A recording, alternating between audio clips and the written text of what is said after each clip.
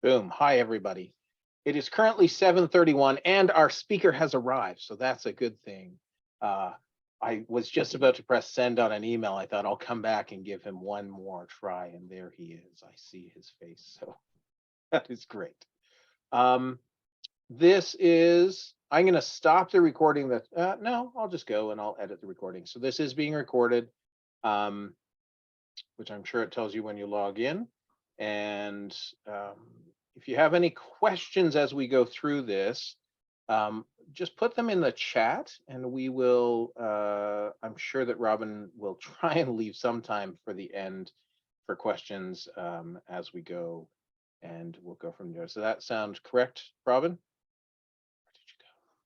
There you go. I will spotlight you as well. So I didn't prepare a great introduction. All I am going to say is Robin Squires is an old friend of camping, a previous camp director who, for some reason, decided to get out of camping and become a lawyer, and has good taste in Scotch. So we'll go with that. And this is Robin Squires, everyone. Contracts 101, or whatever he's titled this session.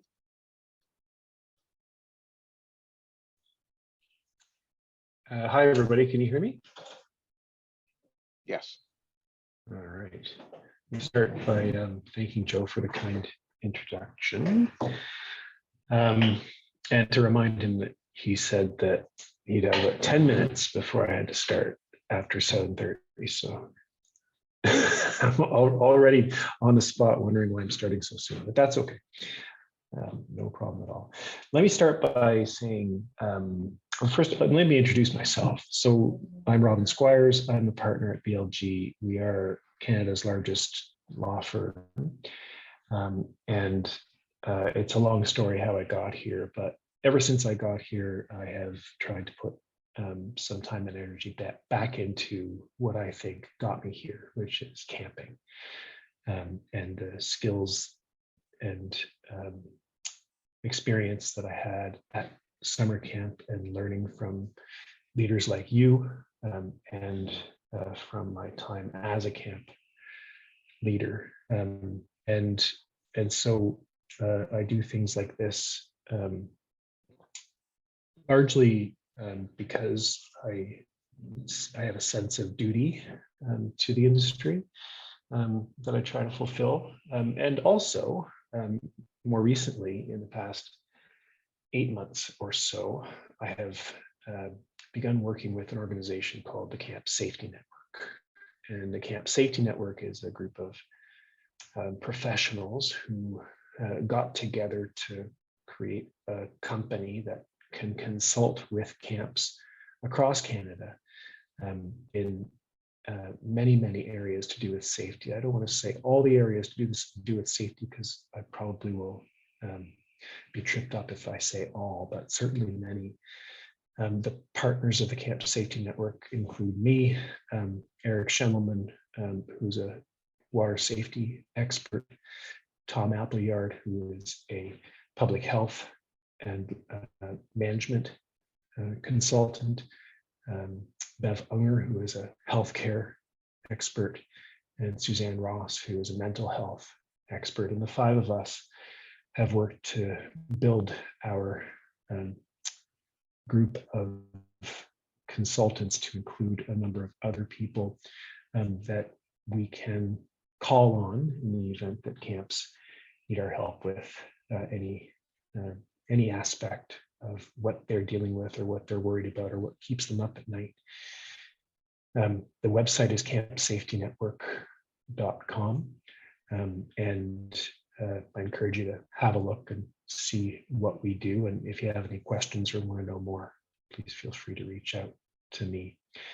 Joe got in touch with me to ask me to host this seminar. I know that I'm speaking with camp leaders from across the country, and I'm honored to be asked to speak. The topic that Joe wanted me to cover was summer camp employment contracts. I've broadened that a little bit just to bring in a couple of other things that I think you need to be thinking about when dealing with staff and volunteers. And I've tried to keep the presentation to about half an hour. That all depends on you though, because I will have times during the presentation where I'm actually going to call on some of my camp experience and ask you all to join me in making suggestions and comments and brainstorming some of the things that we might need to know about, and give us some suggestions from your own experience about how you do things. And at the end, obviously, there will be time for questions. And when I start my first slide, I will, you'll see that my phone number and my email address are on the slide. I encourage you to email me about anything at all, anytime. I'm happy to answer your questions if I can. I'm happy to do that just because I like to help, and not because I want to charge you for it. And I'm happy to receive your telephone calls on the phone number that I will give you. Many camps in Canada rely on that phone number. It is my cell phone number. I do try to answer it whenever it rings.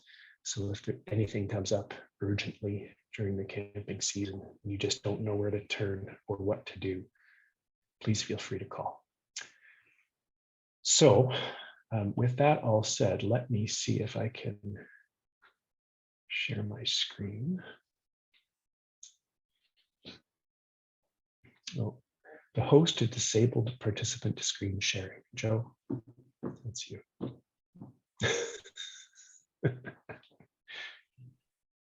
Just wait, my bandwidth is low. Both the actual bandwidth and my how do I set up screen sharing? You should be able to try now. There we go. Thank you. So give this a second to show up. Can everybody see my screen now? Summer camp employment contracts. Excellent. So let me begin.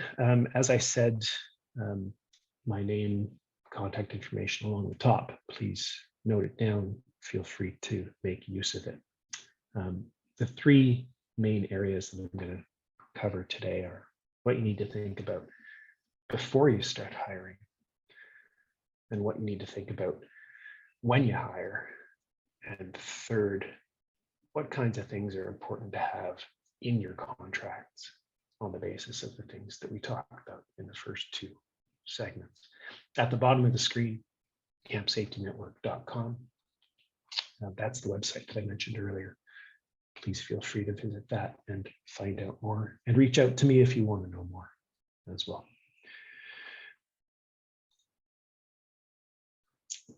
So what do you need to consider in your application, interview, and hiring processes as camp directors? And this is something that everybody that does this knows, and we know it intuitively and we do it. But it's also something that's important to review every once in a while, just to remind ourselves of the things that we should do, things that we can do, things that we shouldn't do, and things that we can't do. And one of the things that we always talk about when we talk about employment law is human rights considerations.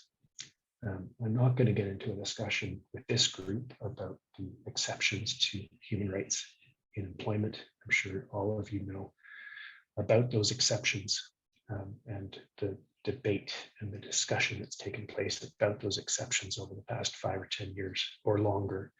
I'm not going to get into that, but I do think it's important to review what is permitted. So these are the prohibited grounds under the Human Rights Code of Ontario. They're similar in most provinces, and if you happen to run a camp that's affected by federal legislation, the Federal Human Rights Code is very similar as well. And these are the things that you are prohibited to discriminate on the basis of. And discrimination has two facets: discrimination in provision of services and discrimination in employment.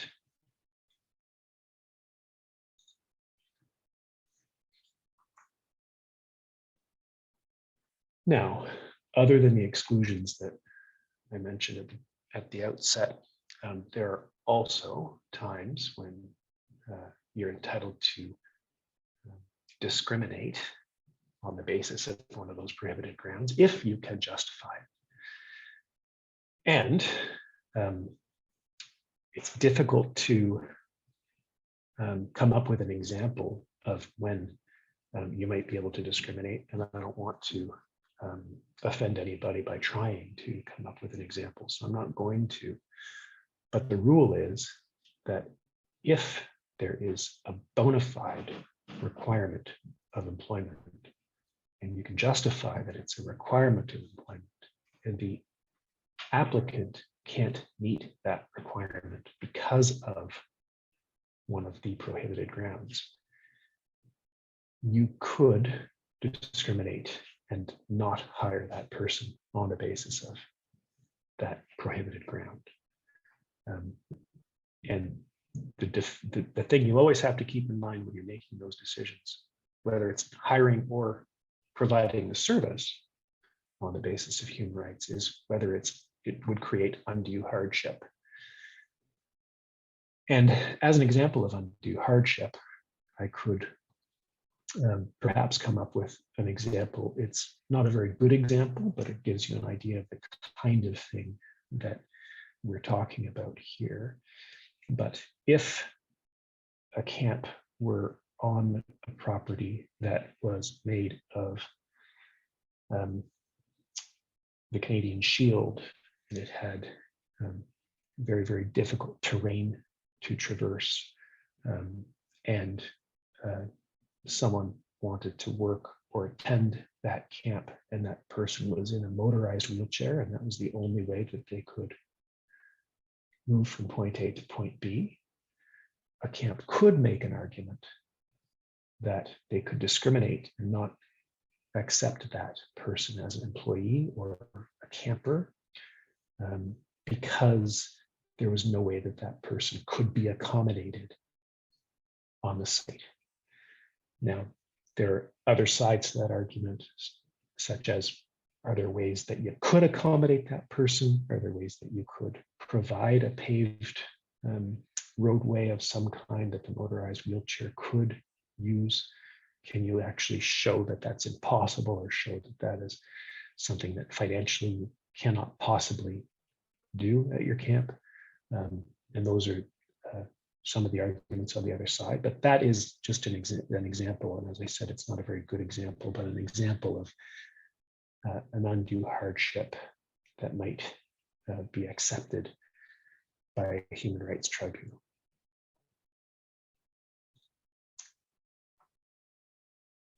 So just a few questions to think about. And these are questions that come from my experience as a camp director. I may not have mentioned that off the top, but I was a camp director, a camp operator for 8 years in Kingston for the YMCA. And a couple of times in my time as a camp director, I was asked to hire somebody who was a smoker, and our site was completely non-smoking without exception. So if someone has a disability, as I was saying, you cannot discriminate against them. And so in my situation, if that person who was addicted to smoking could demonstrate that that was a disability to the Human Rights Tribunal, I wouldn't have been able to forbid that person from coming on site working for me. And the same thing might go for an addiction. Also could be considered a disability. And so that question is a difficult one to answer. Can you discriminate on it? Can you discriminate on that basis and not hire somebody because of that? And I think, that there's no really easy answer to the question, except to say that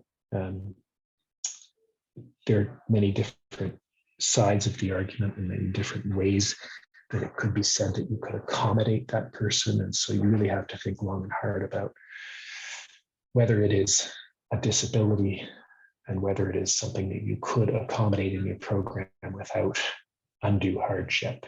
And that's a situation where I would encourage you to get some legal advice before making a decision one way or the other. And as for the second question, someone with a criminal record, if we go back to the prohibited grounds, you're prohibited from discriminating against somebody because of their record of offenses.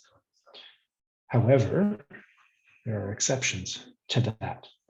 And as we covered already, if there is undue hardship, if it is a bona fide employment requirement, then you should be able to discriminate. And one example might be if you had someone with a history of crimes that were violent crimes, then you could likely make a strong argument that there was a bona fide employment requirement that you couldn't have somebody with that employment history working with children at your camp or around children at your camp. These are tricky arguments to make and tricky decisions to make. But if you have to make them, I suggest you get some legal advice. So let's move on to interviews. What plans are you making for your interviews? What kinds of things do you need to keep in mind when you're interviewing your candidates? And I wanted to take a moment to ask the audience what kinds of tips and tricks you have for your own interview process. Before I get to the tips and tricks that I'd like to recommend, what kinds of tips and tricks do you have? What interviews do you do? Do you always do interviews? What kinds of questions do you always ask? How do you host those interviews? How do you know what questions to ask? What are some of the things that some of you do? Anybody?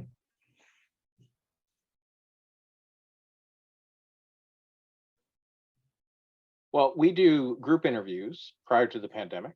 And so this year we've chosen, we in the past have done group interviews with individual interviews going on during that day. This year we've chosen just to focus on a group interview, and then anybody new to us will need a one-on-one interview later. But if they're returning staff members and we have their references from the year before, then that group interview just reiterates what we know about them and go from there. Great. And so what I heard there is that if it was someone that hadn't worked for you before, you'd have to do a one-on-one interview with them as well. And why is that? Well, it's to ask some of the, to ask the criminal reference or anything, some of the important questions to make sure they know what they're getting into so that they can't in the end say, I didn't understand. And plus gives us a chance to affirm, after the group interview, this is the thing, is that they will know more about the people they're working with and see if camp is really for them as well. Right. And just one final question. Do you, in your group interviews or your one-on-one interviews, keep track of the questions that you asked and the answers that were given in terms of like a written record? we have an interview sheet that is the same questions being asked for everybody. So, and then those are tracked on the sheet and that is scanned and put into their personnel file. Thank you. Anybody else want to chime in and tell us what they do, if it's different or the same? For my return staff, there are certain questions that we ask our return staff based on what happened the previous year. So if there was something that was an issue the previous year, it's always good to see what those staff would do. It's also a time to ask questions individually about what they think their growth has been over the year, just to see if there's a difference between what I saw by the end of the summer and what they're coming into me now, 4 or 5 months later with. That's great. I love the idea of taking something that happened the summer before and asking about it the following year. That's a great tip to try to incorporate if you can. Anybody else?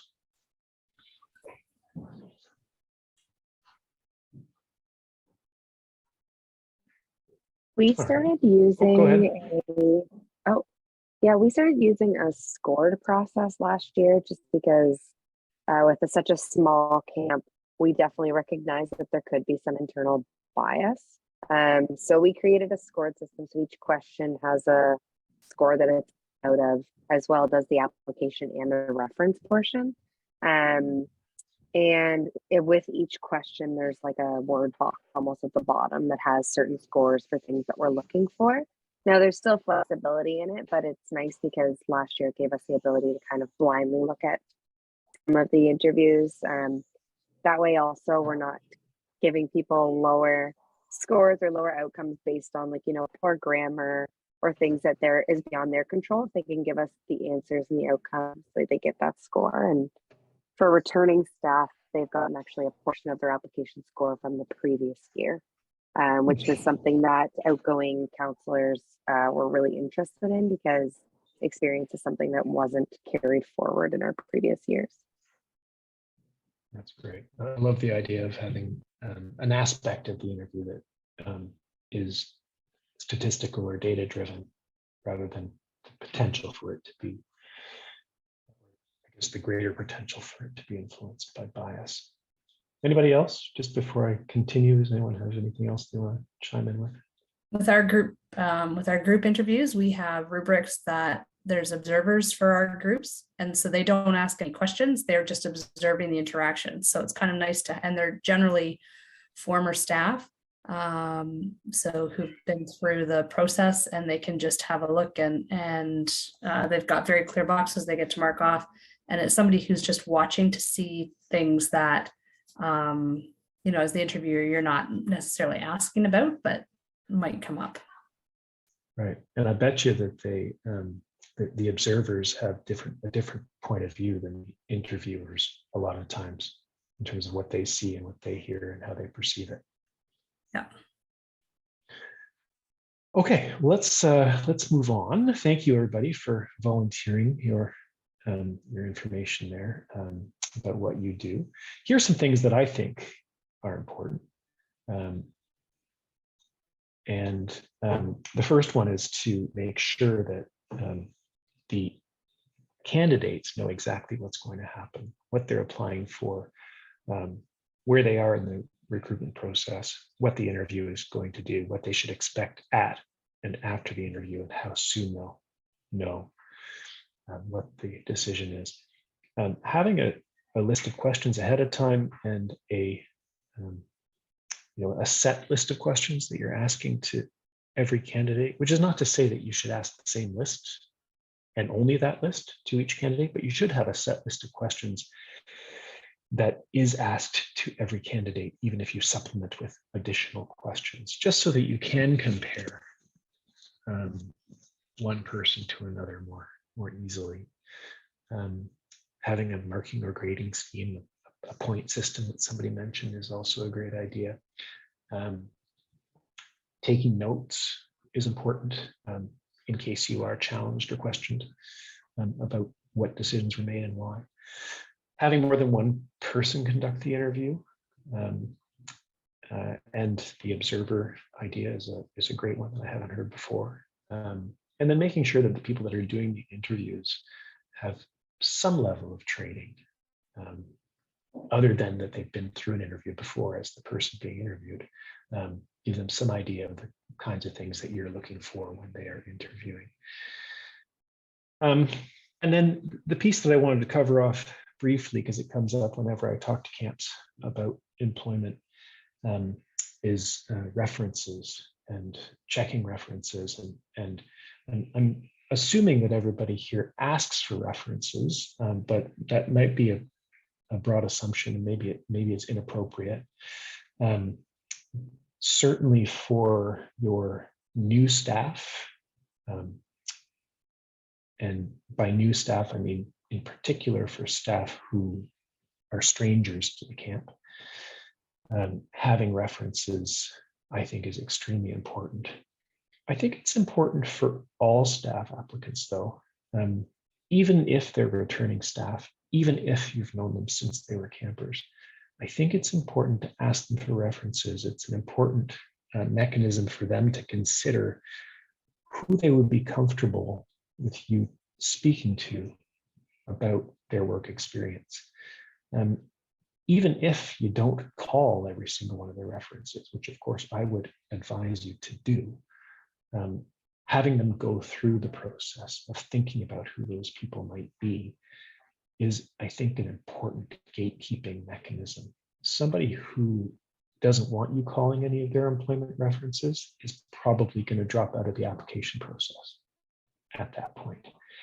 And on top of that, I'll say one of the things that I have suggested in the past, and I continue to think it's a good idea, is to ask for a personal reference, not employment reference, but a personal reference. And by personal reference, I mean somebody who is a family member of the person who's applying.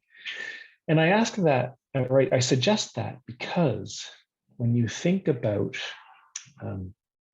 trying to protect the children in our care from, for lack of a better word, predators. Predators are drawn to organizations and entities that provide services to children. And so obviously I'm talking about a specific type of predator. If you ask for a reference, a personal reference from a close family member, and that person is willing to give that reference, and you call that reference, I think that ultimately the result will be that you'll have fewer people staying in the application process when they realize that that's a thing. And second of all, you may get a very truthful and telling response from the family member when you call them to ask them if this individual is the kind of person that they would want working at a summer camp for kids. So it's something you might think about doing. It has been done by several camps that I'm aware of to good success. And I incorporated it in my hiring early on in my camp director days based on advice that was given to me in a session much like this one. So think about it and consider including it if you don't already.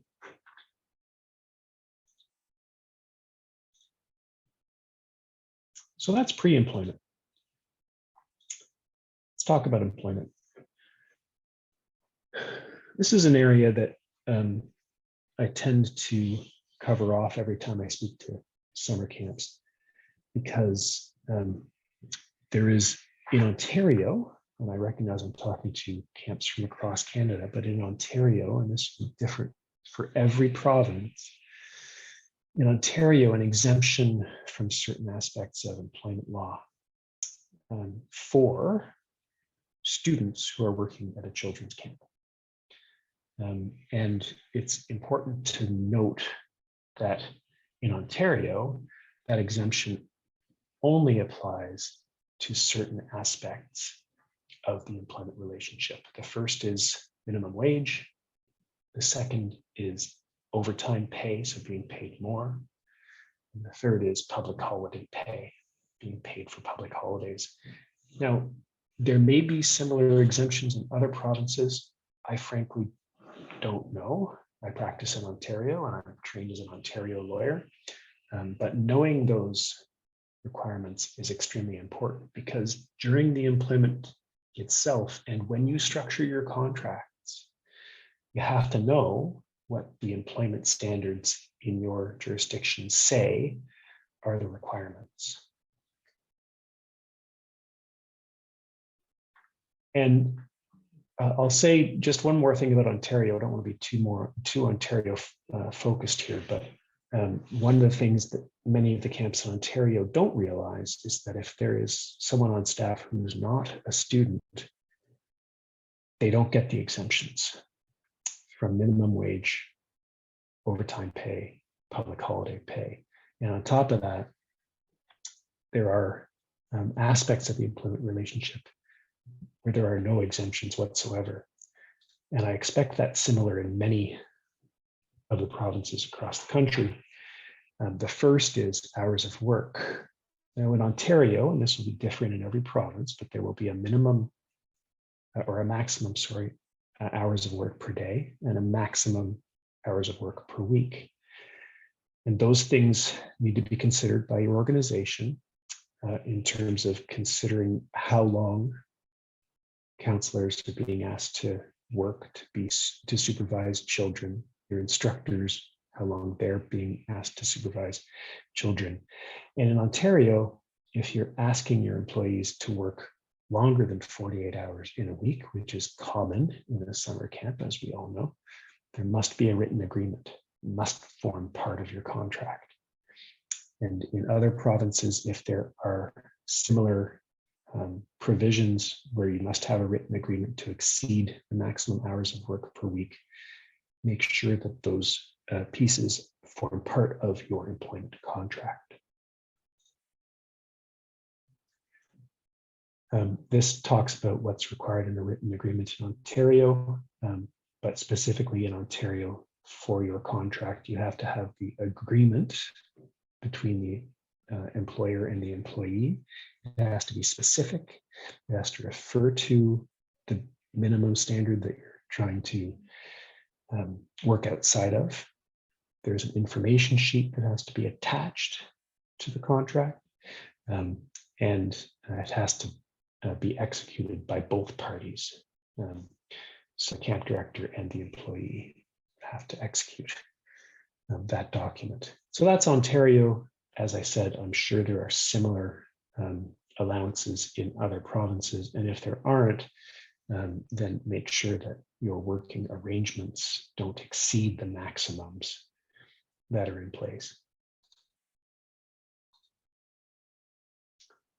In Ontario again, and as I keep saying, I'm sure it's the same in other provinces, there are minimum numbers of breaks that your staff have to have. Daily in Ontario, a rest break of 11 consecutive hours, and weekly 24 hours per week, or 48 hours, 2 consecutive weeks, and there are specific breaks for eating periods. And when I worked at camp, I can tell you that I never had a break during my eating period. My eating period might have been the busiest time of my day as a counselor because I was sitting with the cabin, eating my meal with them and supervising them. So at that time, there's no doubt that the 30-minute meal break was not being respected. Consider that in your program, consider what's required in your jurisdiction, and make sure you work it into your program and the way you staff your program.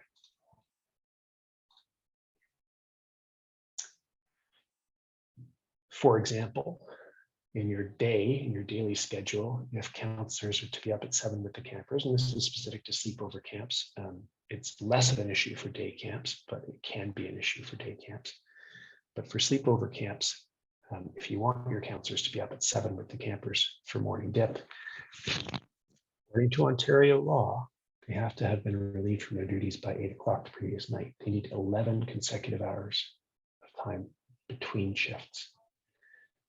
In addition to eating periods, in addition to 48 hours per week, and how that impacts on your staffing or your scheduling, how you can ensure that you've hired enough staff, how you can staff out trips if you have them at your camp to meet those requirements. Those are important considerations.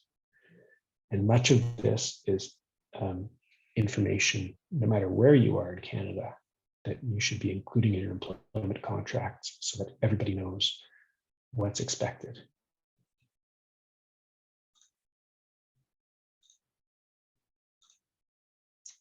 Workplace health and safety is obviously another aspect that you have to keep in mind with respect to your employment at your camp. There are duties in every province for employers to make sure that employees are safe in all aspects of their work. There are requirements for your supervisors to make sure that the employees under their supervision are safe, using protective equipment properly, taking reasonable precautions. You may have duties as an owner, if you own your facility, to make sure that the physical infrastructure of the workplace is safe. And even if you're renting space, you have responsibilities to your employees, making sure that facility is safe through the contract with the organization you're renting your space from. And then in Canada, employees have a right to refuse unsafe work. And I say in Canada because I expect that is the same in every province. I haven't checked, I might be wrong, but in order for employees to be safe, they have been given in Ontario, and I expect in all the provinces, the right to refuse work if they feel the physical environment is unsafe. And one of the things that comes out in the act is this third bullet here: not engaging in any prank, contest, feat of strength, unnecessary running, or rough and boisterous conduct, which makes me think of my time as summer camp staff. And so I bring it to your attention for your consideration, making sure that whatever your staff are doing after hours or when campers aren't around is safe, because they're working at that time, particularly if they're living at your premises. And so what's in your contract? And these are the things that I would suggest that you include in your contracts. And it's a very general list, but it's the important things that I think should be in there. And I'll talk about them each briefly. There may be other things, and once I'm finished going through this list, I'm going to open up the floor to anybody to suggest additional things that should be in your employment contracts, and to ask any questions about these items in particular. So first of all is general information, and that general information is information about the staff member, what their name is, what their address is, what their social insurance number is, etc. The second item is the term. Every contract should have a term. It should not be open-ended. Typically you don't hire somebody for a contract position and have them have that contract be unending. If it's a contract position, it has a beginning and it has an end. So make sure that the term of the contract is specific in your contract document. Hours of work. You should spell out in the contract how many hours of work you expect your employees to be working in accordance with your local employment standards. Make sure that it's spelled out clearly so that when they read the contract and they sign the contract, they can't come back to you later and say they didn't know what they were getting into. So be clear about the hours of work that are required in that particular job. Remuneration, obviously everyone wants to know what they're getting paid. Remuneration can be by way of hourly pay, it can be weekly, it can be bi-weekly, it can be for the summer, it can be, there's lots of different ways you can pay people, and it doesn't really matter as long as in the end you've met your minimum wage requirement for the hours of work. I encourage you to have a job description in your contract or attached to your contract so you can refer to it. That way, your employees can't say, I didn't really know this was going to be part of my job, because it's attached to their contract or referred to in their contract specifically. Termination is an important section to have in your employment contract. How does the contract come to an end? Is that something that only that you want only the camp to be able to do, or do you want to include in there information about how the staff member can bring the employment to an end? And how is that to happen? What's the notice period? How long do they have to give you? And in a summer camp program, sometimes we don't have a lot of time.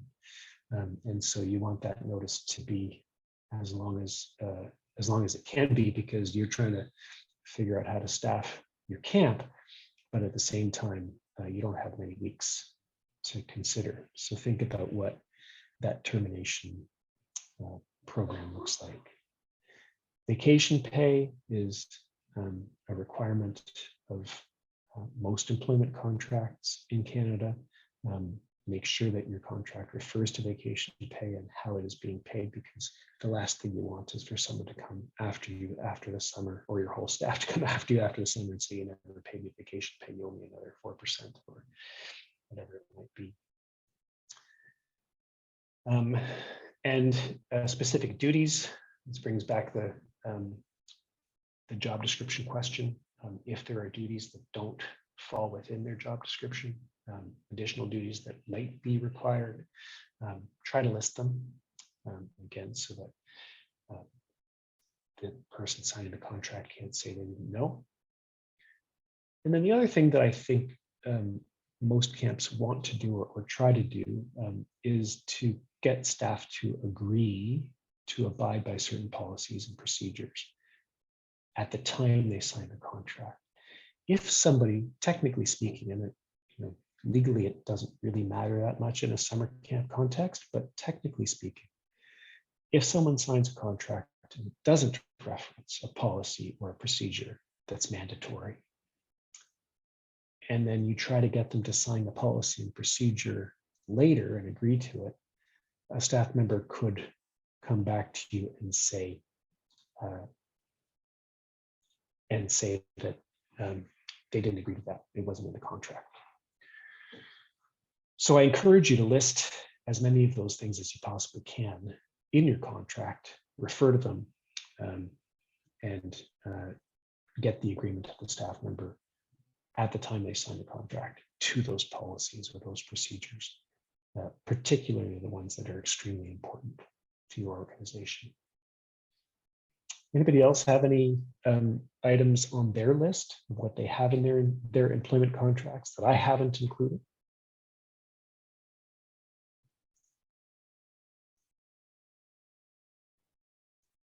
I know that because we go week to week, Robin, we put in a clause about that if we don't need you in certain weeks, the term is right. It's a week to week employment. It's not a full term from the start to the end date on the contracts.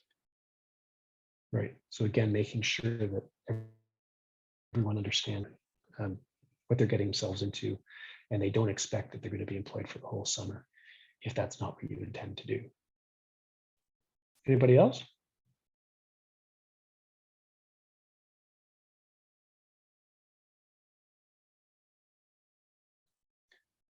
Okay, and then I wanted to spend just a few minutes on the question of how you monitor and evaluate your employees. Robin, I've just got a question. Go ahead. Something that we include is a confidentiality agreement. Wondering if that's something you've seen before, if that's just language that's often written into the contract for other camps. Some camps have it, some camps don't. I think it depends on, first of all, what information that employee is going to have that may or may not be confidential. For example, a camp nurse or someone that's very involved in the healthcare of campers and staff might come across some extremely confidential information. And so you might want to have that clause in a contract for those people, whereas someone who works in the kitchen or as a lifeguard at the pool maybe doesn't need to have that confidentiality language.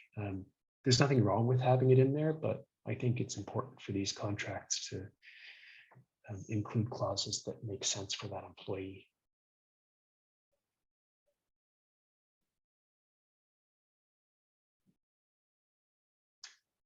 And before we get to just opening the floor to the questions that are in the chat and any other questions you might have, I just want to say a couple things about monitoring and evaluation of staff.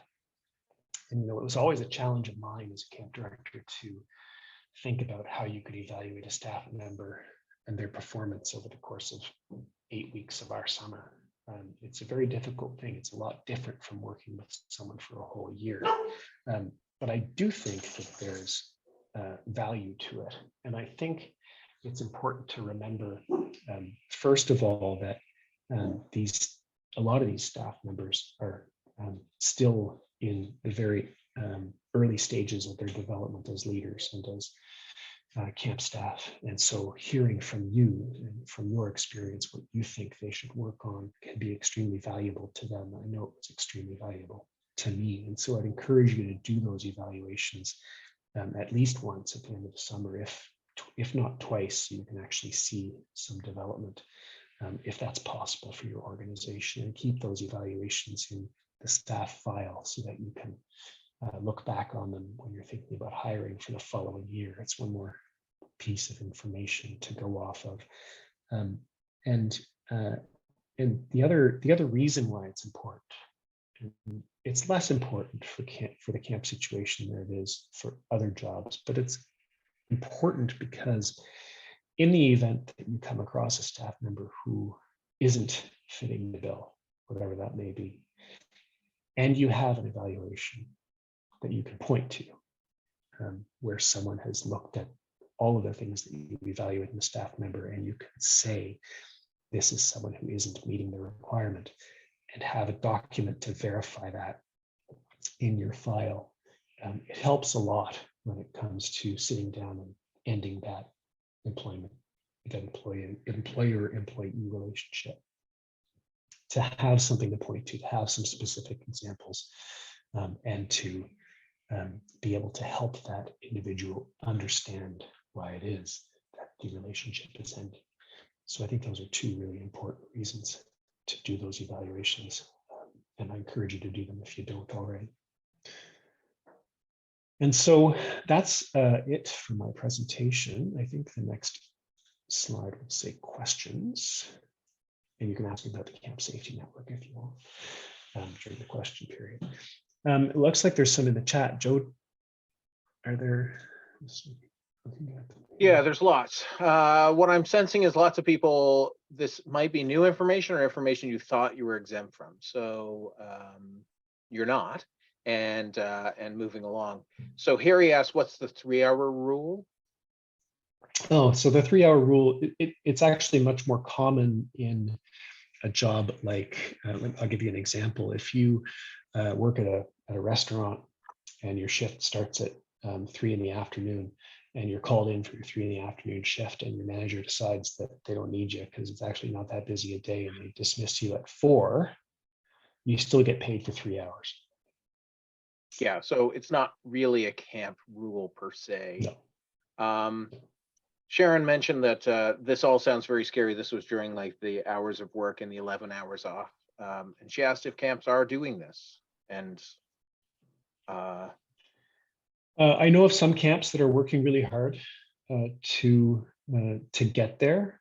It is a legal requirement in Ontario.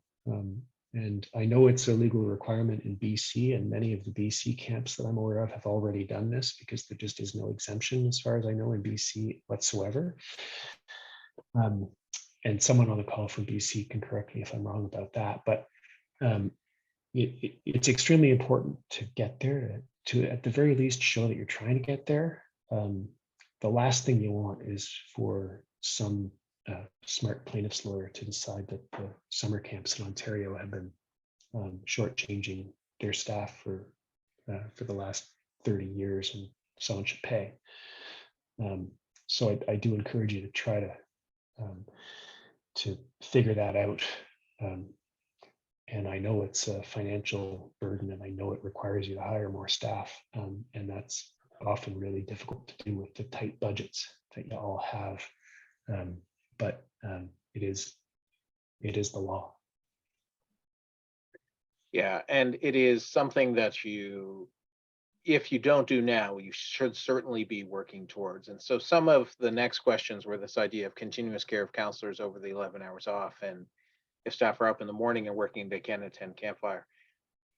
I think the quick answer to that, both to Brendan and so to Brendan, it's not part of the exemption. And to Harry, it would be finding a way to schedule staff so that you would almost have like a nighttime supervision staff with the other staff feeling like they have 11 hours off. But Exactly. And if the staff are sleeping in the cabins with the campers, that's not time that they're working. No one's going to consider it time that they're working. Even if they're on call, the Employment Standards Act of Ontario says they're not working. So you can count the time that they're sleeping in their cabin as time off. But if they're woken up at midnight and they have to work for 6 hours because someone has to go to the hospital and they're the ones that have to take them, then you have to think about what break you need to give them next. and then just a quick follow up on that, Robin. Brendan asked, how is on-call different than working? I could go into the Employment Standards Act and give you the definitions, but on-call means that you're not on duty, you're not doing a job, you're simply waiting to do a job. And so someone who's sleeping is a good example of someone like that. Josh asked a question about training employees on right to refuse, which is actually, Joshua, part of the whole health and safety. And the answer is yes, you need to train your employees on their rights, but also that the employees have the right to let us know when there's unsafe work. They can't just spring it on us, or they can't do something to cause it. Everybody has a role to play in health and safety. I'm not sure if there's I'm not sure we need to go deep into that one, but any comments, Robin? No, I think you're absolutely right. It should be an important part of your training, and everybody has a role to play. That's why there are the 3 slides for the employer, the supervisor, and the employee. Everybody plays a role in workplace safety. Yeah. Those are all the questions that were there. I will tell a brief. We had a student, not a non-student actually, work for us this past summer, and he brought up a whole bunch of this stuff, and then him and I worked through, sort of what it would look like, and we didn't come to a consensus on figuring it out, but it was a good start for us to force ourselves to think about how we would do like a night watch supervision to help prevent counselors from being, awoken in the middle of the night. And all of those things, and the 5 hours with a break is super important. Our staff really struggle with the idea that they wouldn't get an hour-long break, but the Employment Standards Act calls for half-hour breaks, and those half hours can be considered meal times even if they're not at meal times. Correct, Robin? Yes. Yeah, and so it's not that you have to give them lunch off. You just have to give them either 2 15-minute breaks or a half-hour break every 5 hours. And then my only question about that was, is it 5 hours plus the break and then the 5 hours starts counting again? So if you work from 8 a.m. to plus 5 hours is 1 p.m. and you got a 30-minute break, does your next 5 hours of work start at 1:30 and go to 6:30? And the answer I'm going to give you right now is I think so. But if you're in Ontario, there is a great website put out by the Ministry of Labor called Your Guide to the Employment Standards Act. And if you search for Your Guide to the Employment Standards Act Ontario, you'll find the website, and it has all the answers to all of your questions about the Employment Standards Act and how it works, and formulas you can use and examples and everything else. It's a great resource. Excellent. Are there any other questions from the gallery?